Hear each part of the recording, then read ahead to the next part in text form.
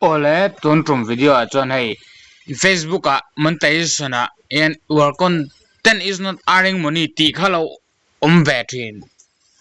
anga alo vet to mai thia lom lo te poron ta ka in buai chung lo dan hemi problem solve dan hi karon tilang don ni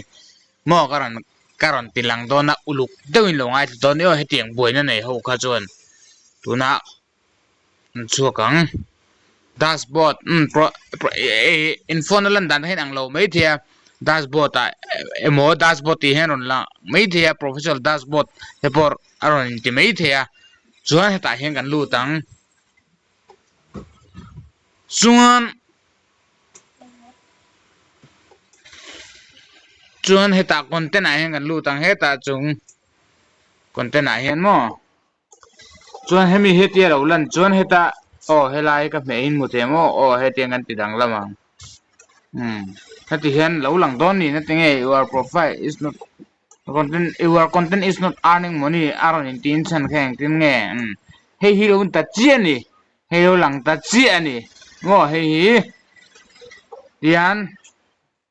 he video he kan delete makanga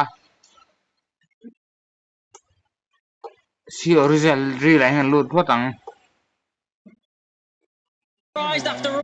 kan delete makang hemi hi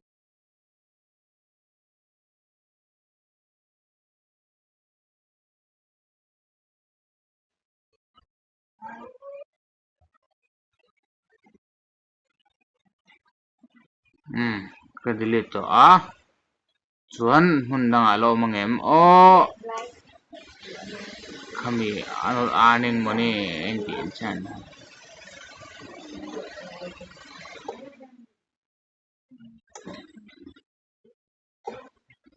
to lo tura ngai la